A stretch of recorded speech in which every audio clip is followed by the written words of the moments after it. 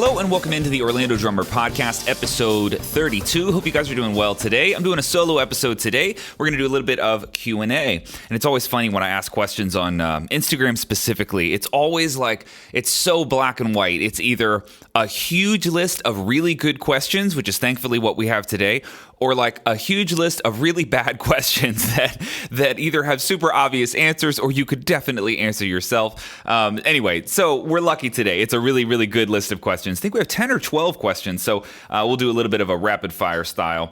But let's see, what I have going on in my world. Still prepping for Tam Tam Drum Fest. We're about... what are we? Maybe 2 weeks out. So yeah, getting down to the wire for sure, man. For a while, I was doing 2 a day, so I would run through the entire set. I have it's about 30 minutes total of playing, maybe like 25 minutes of playing for the clinic that I'm doing in Spain.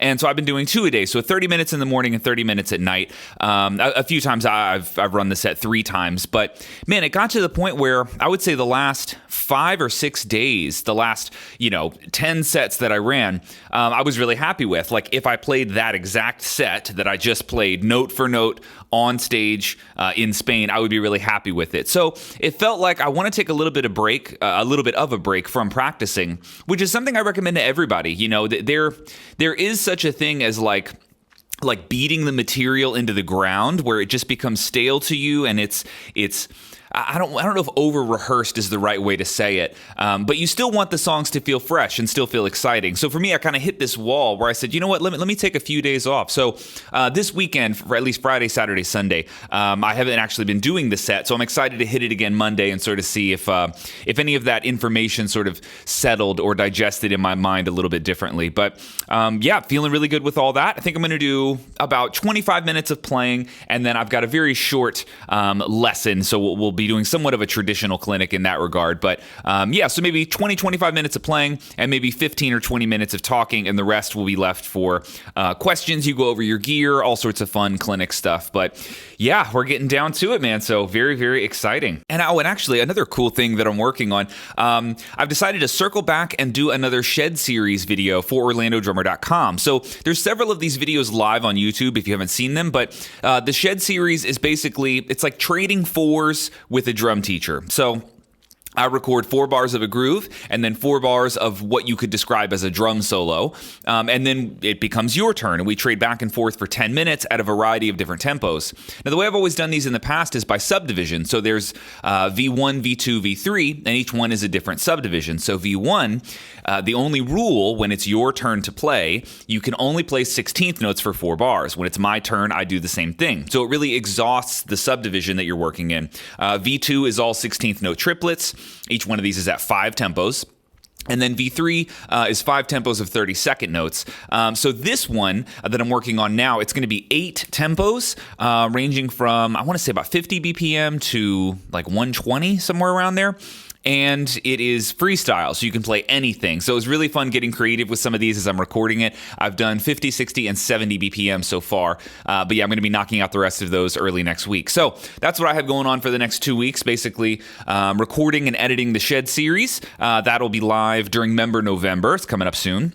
And then, yeah, practice for Tam Tam. So that's what I got going on in my world. And yeah, let's hop into some questions. First one here is from akin.drums asking, how do you handle stage fear? So I've addressed this topic briefly before on this podcast. There's definitely a clip somewhere on my YouTube channel, but stage fear, man, this is a relevant question for me because I'm certainly dealing with some nerves coming up on, a gig where I have to open for Dave Weckl and Virgil Donati, for example.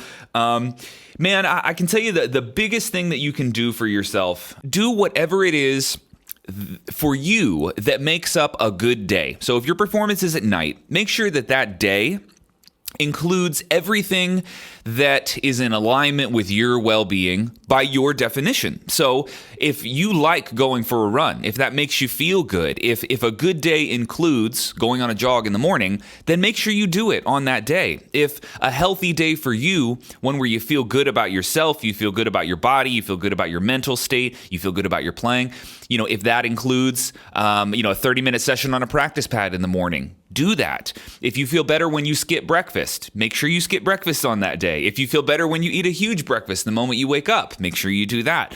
So just having a sense of a self-awareness about what makes a good day for you. Make sure that the day of your performance is that kind of day. I promise that will make a huge difference. Really, there's two other things that I would add to that. One is warm up.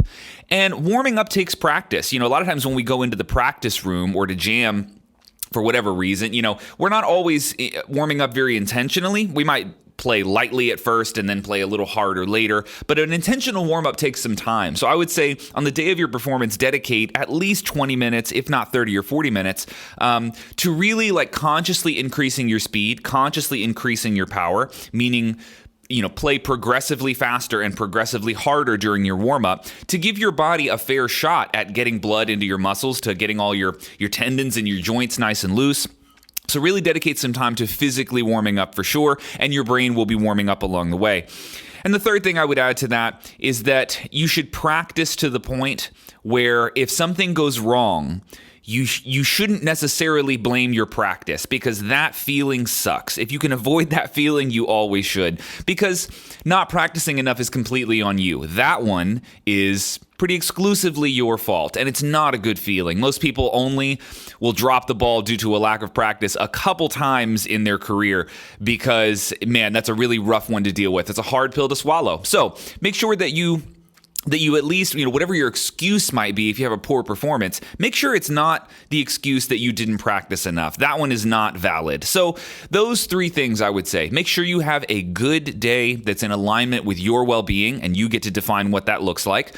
Make sure that you give your body a fair shot and really, really warm up your physical body before your performance. And then third, make sure that whatever your excuse is for a bad performance, it's not a lack of practice. If those three things are in place, it'll sort of serve as this process of elimination where whatever the problem is, it's not your practice, it's not that you weren't warmed up, and it's not that you just had an off day, right? If you can solve for those three, most of the time you'll find that whatever type of anxiety or nervousness comes along with your performance is pretty manageable, right? And also keep in mind, give yourself a break. Nerves sometimes are normal. You're supposed to be nervous in a high pressure situation, and you should rely on, let's just say, your evolutionary biology to know what to do. Your body knows how to handle stress and anxiety and nerves and the butterflies. So lean into that feeling, let it be what it is, and cover all the bases that you can. Hopefully that answers your question. Next question is from Jerry Salgado 10. He asked, who's a drummer that you could watch all day only on kick, snare, and hats? I actually like this question a lot. One of them would have to be Aaron Spears. He's one of the first ones that comes to mind. And for me, one of the biggest appeals in his playing is the power, right? It's almost like an Eric Moore type power where there's just an effortlessness where it's I'm trying to think of other adjectives that would go here. Bombastic might be another one, right? There's just an explosion of sound. There's an intensity. Almost how you might describe, if you were describing an athlete and you said someone's very physical, right? Well, all humans are physical. So what exactly does that word mean? It's almost like there's a physicality to their presence. You can hear or sense in some way that they're there. And when I hear a drummer like Aaron Spears play a basic rock beat, there's a certain tone that comes out of the drum where it's dude, I can tell he is hitting the shit out of that drum every time, but it doesn't look that way. There's an effortlessness to the power, and I really enjoy that quality in people's playing. And I'm not convinced that that's something that you can learn. Certainly you can learn to have better technique and to hit harder in a more efficient way, but the effortlessness of drummers like Aaron Spears, man, that's something really, really special. So for that reason, I would say kick, snare, hats only. I think my top choice, at least the one that just comes to mind, is Aaron Spears. And then, of course, you'd have to put Benny Greb on that list just for feel alone, right? But for me, I don't know, I'll give you one more. Nate Smith, for sure. He would have to go on there, but more for the groove reason than anything else. And it's just so interesting, right? Because there's so many ways to be expressive when it comes to just kick, snare, and hats, but not everybody feels that way, right? We all know that you can do and say a lot with just these three pieces of the instrument, or three individual instruments if you choose to look at it that way. But there's some drummers who just thrive in that limited limited musical environment. Nate Smith would be one of those for sure. He just doesn't need anything else sometimes, So, those would be my three. Nate Smith, Benny Greb, and Aaron Spears. But really cool question, man. Our next question is from Kalen Berry _music, and he asks, do you find sitting up higher causes less back pain? So the short answer to this question is yes. It does cause it causes less back pain for sure, but not in the way that you might think. So for me, all of the back pain that I've ever had ended up being related to my hips. The psoas muscle is a muscle that every drummer should know about. Anybody who sits full time, you should know what the psoas muscle is. I've talked about it extensively before on this podcast, but also in my Yoga for Drummers course, which addresses a lot of common problems that drummers will run into. You can watch the Yoga for Drummer course on orlandodrummer.com.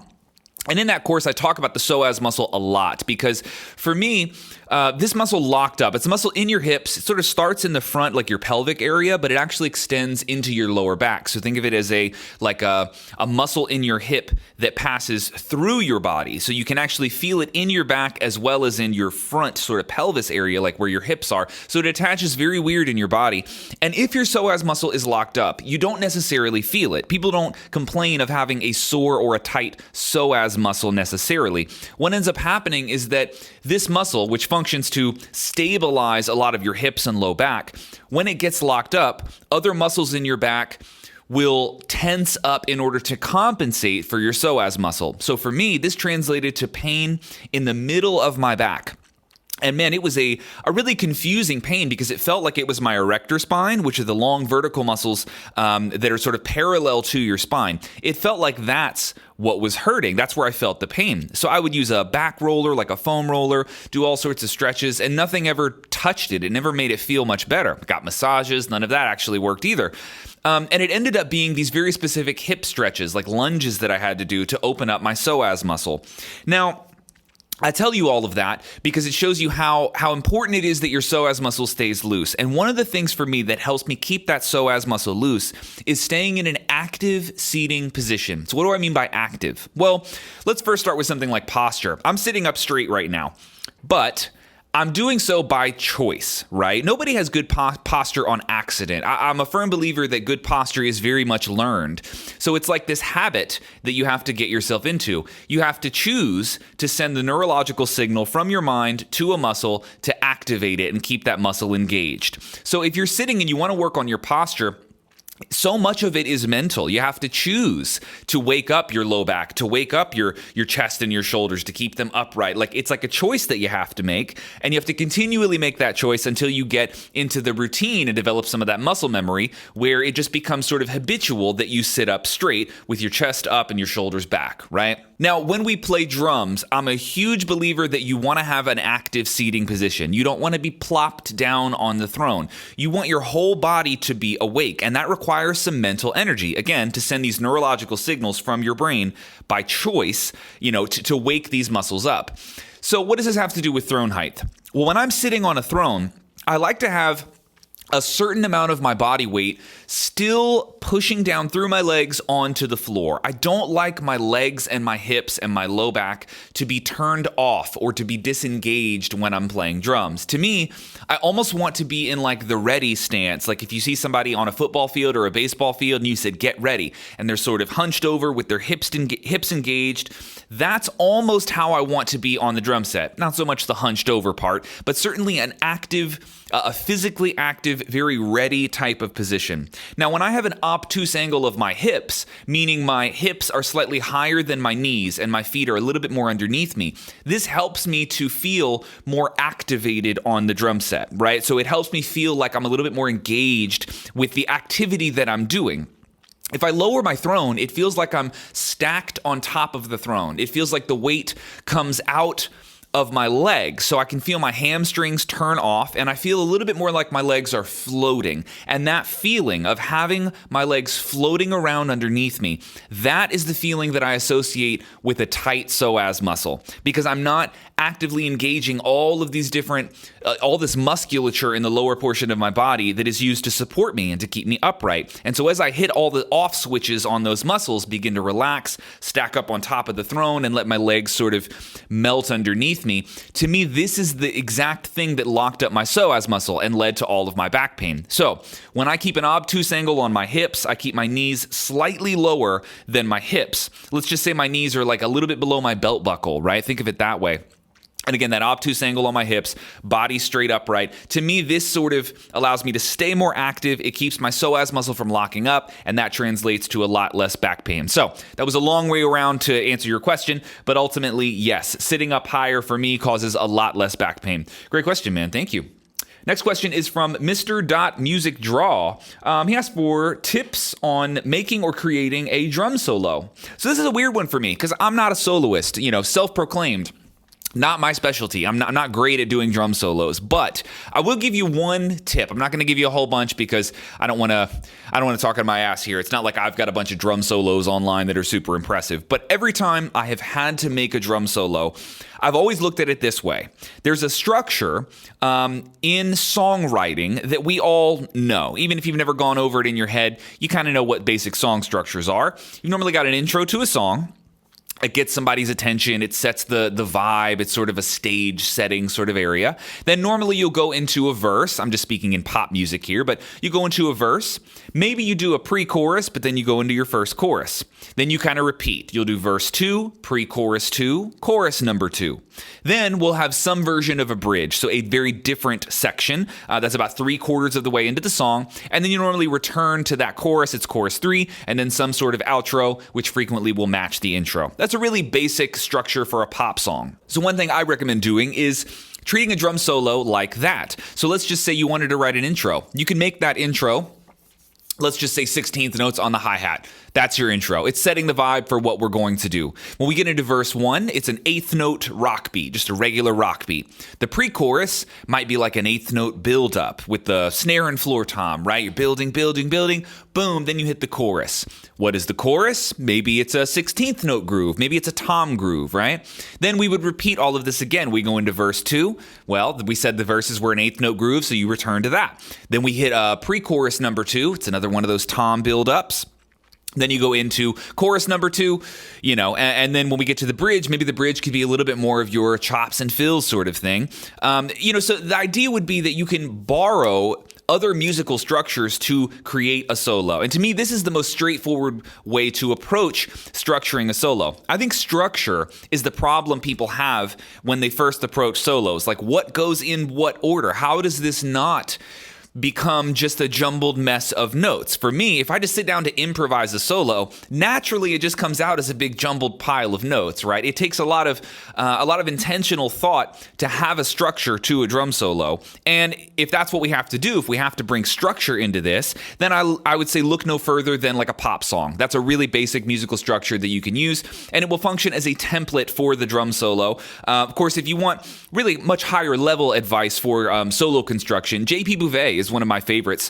He's an incredibly talented soloist, and that's not by accident. He certainly put a lot of intentional thought into designing his drum solos. So definitely watch some of his YouTube videos on that. He's a great guy to go for getting drum solo tips. So yeah, that's about as far as I'll go with drum solos today. I don't want to get overconfident here. Not my specialty, that's for sure.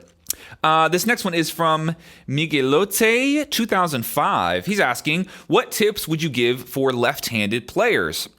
Again, we're in another category where hard for me to speak about something that I don't do. I'm a right-handed player, so I don't want to just make things up necessarily, but I will say that playing left-handed is going to come with a certain set of pros and cons, right? You're going to have some strengths and weaknesses built into your playing style purely based off the fact that you're playing differently than everyone else. So, honestly, I think my advice to like a very young student would be to not flip your kit around. If you haven't already done it, maybe don't do it. So stick to the hi-hat on the left, the floor toms over on the right, but play open-handed. I would recommend that. Now, let me talk through some of the challenges that you're going to have if you go that way.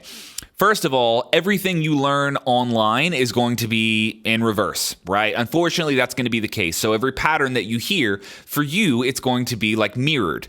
And that's annoying, but I would say it's worth doing it that way. There's so many advantages to playing open-handed, and you could certainly make the argument that crossing over our hands, well, whoever came up with that dumbass idea, clearly wasn't thinking straight. Like, there's so many reasons why you wouldn't want to cross over that there's a part of me that would be like envious of somebody who could start playing the drums with a left-hand lead, meaning it predominantly stays on the hi-hat and it functions as that lead hand, but the kit is set up normal. To me, that's a really, really cool setup. It just logically seems to make the most sense. So I would recommend doing that, and of course know that you're going to have to bear the burden of mirroring every pattern that you ever learn. Every pattern anybody ever shows you, it's going to be reversed for you.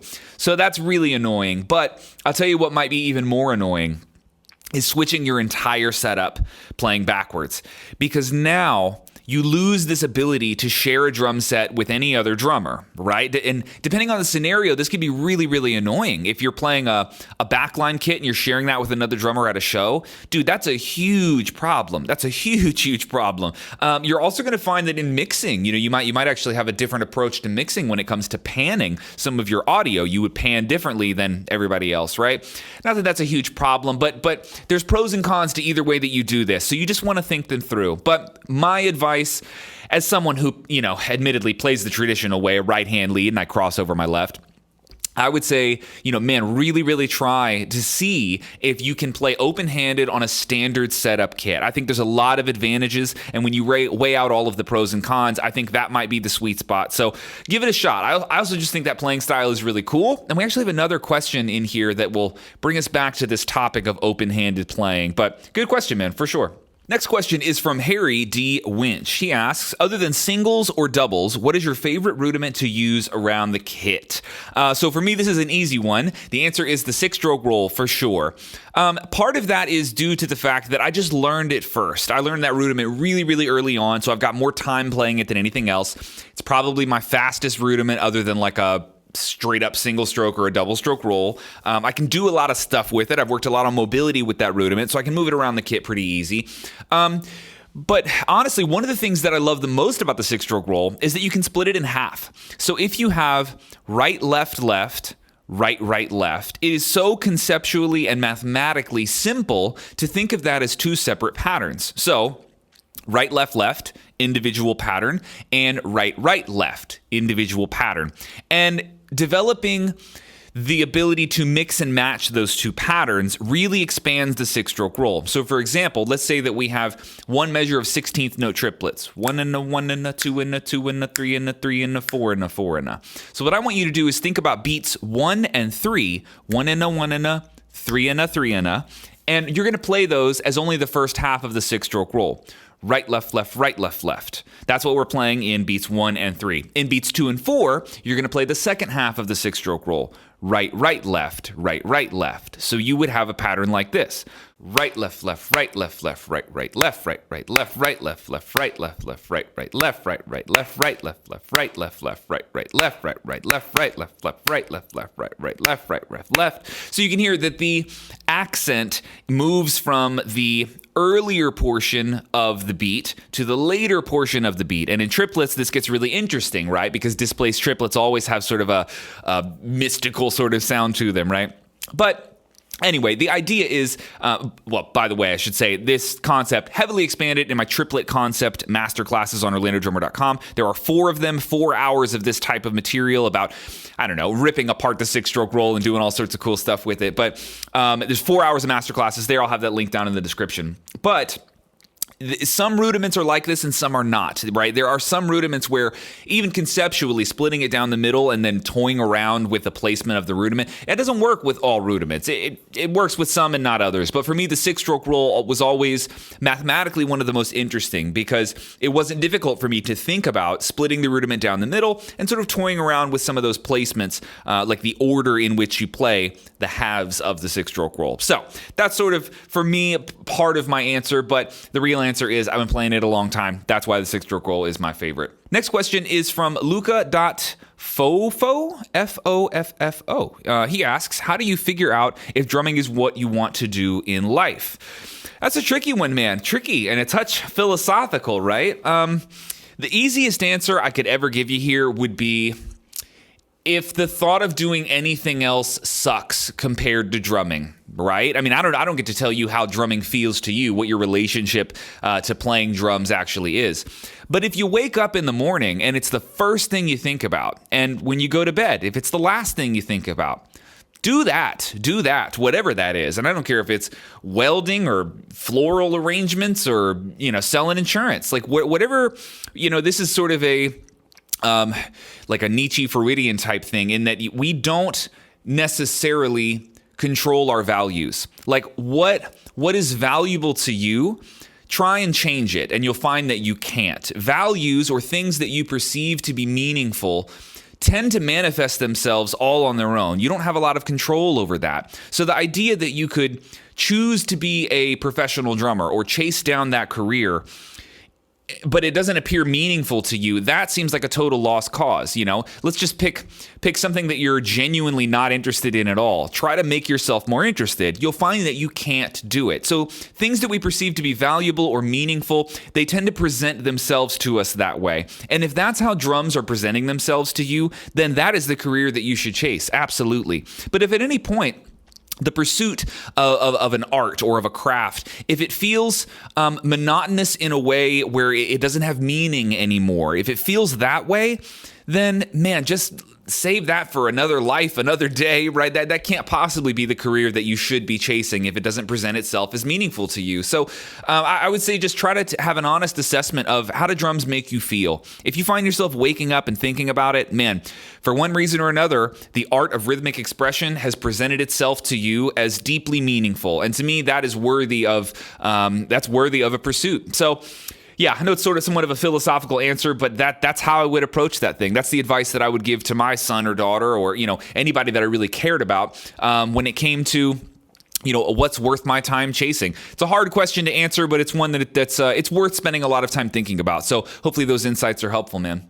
Next question is from Nexoka4456, asking, what do you think about the quote, "Don't worry about the chops, it's all about the groove"?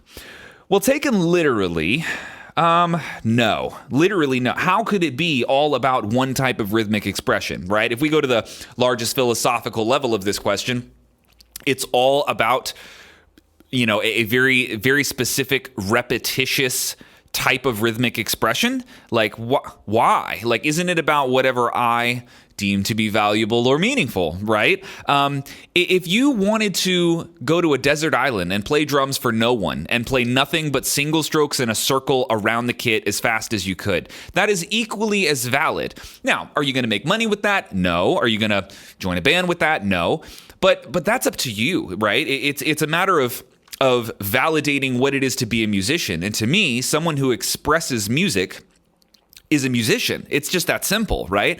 So in terms of, just your own personal playing, your personal enjoyment, your perception of value when it comes to creating rhythmic ideas, expressing rhythmic ideas in your mind through the voice that is an instrument, dude, it's all valid. It's all valid. There can't possibly be one type of rhythmic expression that's more valid than another. Now, if you said, what we're talking about here is making money. We're talking about being a professional drummer. So you have to keep in mind, well, what specifically pays the bills here? What is someone going to hire me for? Yeah, then the groove argument becomes a lot stronger of one, for sure. If you spend all your time working on chops and very little time working on groove, you will not be optimized as a player to play in a band or go on tour. At least not most bands, right? Not the ones that are going to pay you a lot of money, because let's be honest, music in general that does not have a lot of groove, well, we would call that pretty abstract, right? That's commonly not a type of music that many people are going to enjoy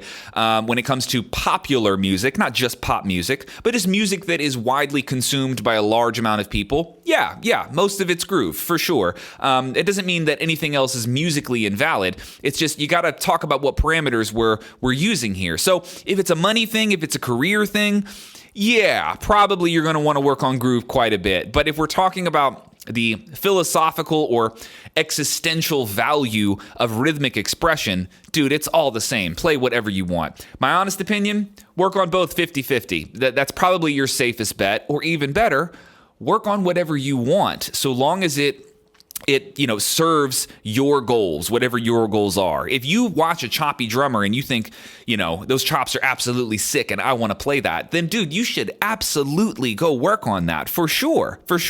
And if you said, hey, well, my goal is to join a pop band. Well, yeah, dude, you probably shouldn't work on the chops too much. Let's stick to groove for the rest of the year, right? So all relative, but hopefully that answer makes sense. Next question is from Greg Laviaga. Cool ass name. Greg asks, what about cable hi-hats? So this is what I was mentioning earlier when we were talking about playing open-handed or sort of a left-hand lead setup on a normal kit. Open hi-hats is sort of that's that magic formula for the right-handed traditional player to experiment with open-handed playing. And there's a drummer I'd love for you guys to check out named Louis Palmer. Louis Palmer is a sick drummer, actually Pearl artist and a Meinl artist. Awesome drummer. Private teacher, makes really, really good online content. He actually has a Pearl Masterworks, not too dissimilar looking from my kit. But I saw some videos of him recently playing an open-handed hi-hat setup, and the way he did that was with a cable hat. So he's got the cable hat running where his left foot is in the normal position, but the cable runs so he has his hi-hat sort of where I keep my crasher hats, like kind of the center of the kit, or where you might put a ride cymbal, so slightly to the right of your rack tom. And honestly, I've never played this setup on my own, but it looks like a lot of fun. Every time I've used the cable hat, it's cool because it makes sense physically. It doesn't feel any different than a normal hi-hat. They're really responsive. Like that cable is no different than the cable used in a throttle cable or a brake cable, like on a motorcycle or on a car. So if you can imagine like a really responsive throttle on a motorcycle, it feels just like that. No matter how long the cable is, it still has this snap to it. So I was really surprised the first time I ever sat down at a cable hi-hat. Not that I got a lot of time with it, but it did feel surprisingly normal. The hi-hat responded exactly the same as it does with a pull rod. So if you're ever wondering if there's like a feel difference, I don't think there is at all. I've never experienced that. But I do wonder, what sort of Pandora's box are we playing here with a cable hi-hat? Because if you got used to that and your hi-hat was like on the right side of the kit, well, now you're open-handed playing, right? So that comes with this whole host of interesting things. But then the next question I have is what goes where your hi-hat used to be? Because that is a high activity piece of real estate, right? Like clearly a lot of things happen to the left of your snare drum, but if there's no hi-hat there, what sort of stuff could you put there? Would you do another tom? Would you actually do your regular rack tom? Could you just move a 10 or a 12-inch rack tom, whatever you have in front of you? Could you move that over to the left? Would you just do more cymbals? Would a floor tom go there? Like there's so many questions I have that I would have to experiment with all of these things. But overall, my answer is it's a really cool, underused piece of technology, the cable hi-hat. I think it could change the landscape of drumming if that were adopted as the primary piece of hardware that uses your hi-hat. Man, that would change a whole lot of things, but it seems underused. Like a lot of people just haven't really gone down that wormhole yet, but I'd love to get my hands on one and give it a shot, man. I think it could open some really, really interesting doors for sure. And if you want to see an example of a really awesome drummer using it, definitely check out Louis Palmer's Instagram. He's got some cool videos up there. Next question is from Day_Drumworks. That's DEY_Drumworks. He asks, how do you start the recording process for drum content? And this is a great question because starting is the hardest part, right? Knowing where to hop into this new world of audio and video recording, it can be really intimidating. So there is one preliminary question I would ask yourself before you start spending money and start researching all this gear that you're going to buy. And that is, where do you want this to end up? Do you see the art of recording or the art of content creation as it applies to drums? Do you see this as something that you would eventually want to do full time?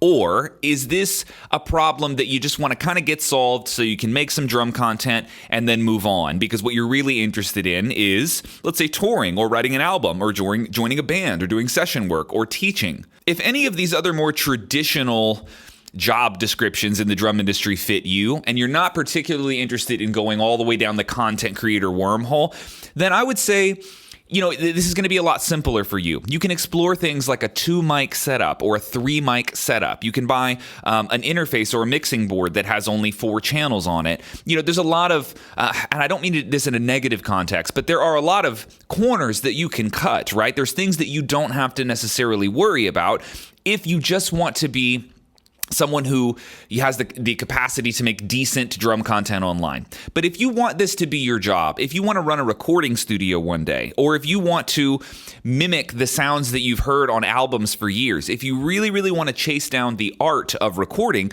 and the art of videography, you're not going to be able to cut many corners, because going with a minimalist setup, whether it be in audio or in video, well, the minimalist setup is not what people use to make platinum albums, for example. They use all the expensive microphones, all the expensive interfaces, all the expensive software, all the expensive plugins. And it's going to take you some time to build up an arsenal of gear to sort of recreate or replicate some of these high production sounds and images that you might see. So if you have a general idea of where you would like this to be, where what your level of involvement is when it comes to the videography world or the audio world, that's going to determine, what type of gear you're really shopping for. So let me give you a couple examples. If you said, I just want a meat and potatoes setup, I want my drum videos to look good, to sound good, but I'm really not chasing this like world-class production. In that case, I would look into a solution like some of these Zoom handy recorders, right? There's several different models. I want to say the Q series is one with higher end audio. It's essentially like an independent little recording box that you buy. It has an SD card that goes in it. It's pretty simple. You can plug in a couple of XLR cables to them. So that would be like 2 overhead mics, for example. And you can call it a day on audio with something like that. You're not going to have this crazy ability to tweak the sound and to mess with it very much, but it will give you a high enough quality sound. For microphones, you could buy something like an AKG C214. These are microphones, I want to say, in the $400 to $600 range each, and you buy a couple of those. And I know that's still a lot of money, but it's going to get you a really high quality sound that will last you for years. There's other options too. You can go with a 2-channel interface like the Focusrite Claret or Scarlett. They have 2-channel interfaces. Actually, this podcast right now, you're listening to a Claret 2-channel interface, and while I have 2 vocal microphones plugged into it most of the time, if I plug 2 overhead mics into it, it would be a totally functional little miniature drum audio setup, right? So, something like that is I think of interest to a lot of people, because it does get you a high quality sound, but it's not that hard to just get your feet wet and kind of get in and start doing these basic mixes.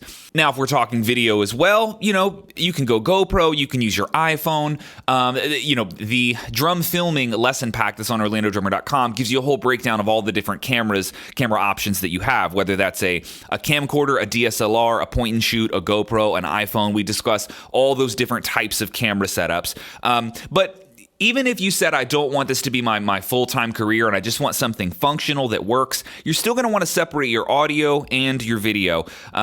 So just definitely keep that in mind. There's really no camera that's going to give you satisfactory drum audio built in, so you do want to have those two things separated. Now, if you said, hey, I think I want to make this my entire career, I'm interested in getting the high-end audio gear, the high-end video gear, in that case, the first and most important thing is that you get enough channels to record a drum set. Now, when you have a huge drum set, you're going to need at least 8 channels. That means 8 different microphones placed all around the kit. So a microphone on each one of your toms, on your snare, 2 overheads, a kick drum mic. You're going to need at least 8 channels. So in that case, I would look at, let's say, the Scarlett 8-channel interface or the Claret 8 Pre-X, which is what I use to record my kit. That's definitely going to be the way to go, just because you have to get your feet wet in the mixing world. So you're going to want to get a DAW, a digital audio workstation. That's recording software for audio. That would be Logic for most people, but there are several others, Cubase. And then you would, effectively start getting your drums multi-tracked, set up all 8 channels, record it, and then spend some time mixing. This is really getting all the way into the weeds in the world of recording, and you got to spend a lot of time doing this sort of thing. But you're going to want more channels for sure. It gives you more control over your mix, and the more professional you want your mix to sound, the more control you're going to need to have over it by tracking at least 8 channels. So this is one of the big distinctions I think people need to make right off the bat, is where do you want this to end up? Is this going to be your career? Okay, well, you're going to need a lot more gear, a lot more microphones, a lot more channels to record in. And if you're not worried about that, then you can go with that simplistic audio setup. But if you make that decision, I think it helps you determine which gear is worth doing the research on and chasing down. So totally up to you. And remember, there are tons of audio and video masterclasses all throughout OrlandoDrummer.com. If it's anything in the videography world, that would be the drum filming lesson pack. That's like a 3-hour course on videography as it applies to drummers. And then there's a mixing masterclass. I have a Final Cut masterclass if you want to learn about editing. Microphone masterclass if you want to learn about microphones. So all things audio and video, all of that is extensively broken down on OrlandoDrummer.com. Would highly recommend checking that out. And I got one question here from the member vaults of OrlandoDrummer.com. This is Jamal S., and he is asking, how am I liking the new EC2s on the kit? Love your recent solo. Thank you, Jamal. So I posted a video maybe a week ago or so, just 4 or 5 minutes of jamming on the Masterworks kit, and I have a new set of Evans EC2s on them. And gotta be honest, man, does this drum set love clear heads. It sounds so much better with clear heads. I was not expecting that. My only complaint still with the EC2s, even though I like the tone a little better, is that they have this dampening and muting built in.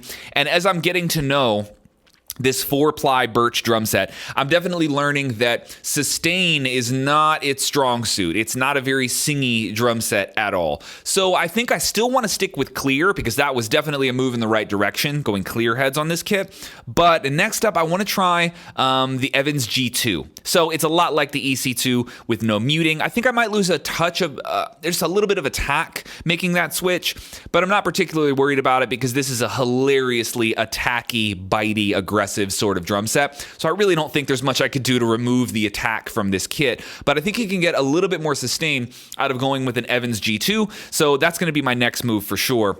I might actually order those this weekend just to give it a shot, but it's really annoying to keep switching drum heads because I'm not only does it take a lot of time, but I'm not like actually ruining these heads. I'm just playing them lightly for like a week or two and then swapping them out. So I have all of these like partially used drum heads around. There's a part of me that's like, no, just stick it out, ruin this set of EC2s and then throw a new one on, but we'll see what I end up doing. But yeah, clear G2s are going to be my next move, but overall, clear heads was the right move for this this very thin birch kit. I think it sounds amazing. So really, really happy with the tones, and I'm going to finish these EC2s off with the remainder of the Shed Series lesson pack, which obviously is a lot of shedding and moving around the kit. So I'm really just exploring the entire voice that is that instrument, and super happy with the tones I'm getting right now. But yeah, more videos to come featuring these heads, and then G2s are up next. And all right, that is all I have for you in episode 32 of the Orlando Drummer Podcast. Remember, you can use promo code ODPC on OrlandoDrummer.com. It'll save you 25% on your first 2 months of online drum school. If you haven't checked out OrlandoDrummer.com,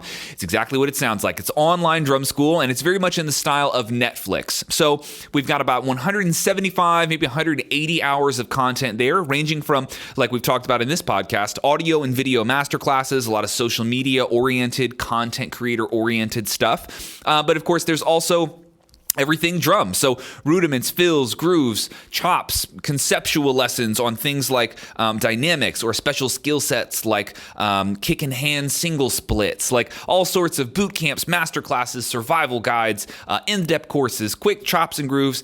You name it, I promise we got something that you guys will enjoy. And I don't mention this often, but we also have over 20 interviews with professional drummers, including Luke Holland, Juan Carlito Mendoza, Charlie Engen of Five Finger Death Punch, Forrest Rice. Got a lot of cool guys that have stopped by the studio over the years and done really, really cool interviews. So definitely check that out as well. Code is ODPC. That's 25% off your first 2 months. Check it out. All links are in the description. And thank you guys so much for tuning into this episode. Adam here, and I'll catch you in the next one. Later.